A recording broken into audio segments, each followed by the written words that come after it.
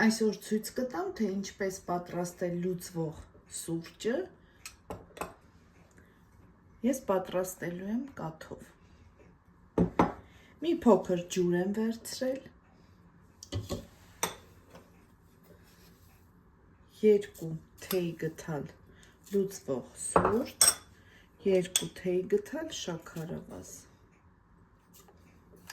Սա 1 բաժակի չափաբաժինն է։ Լավ կհարեմ բլենդերով։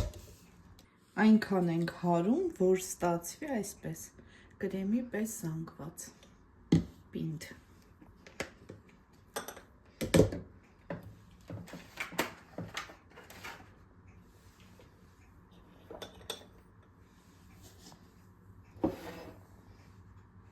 Սա կլցնենք բաժակի մեջ։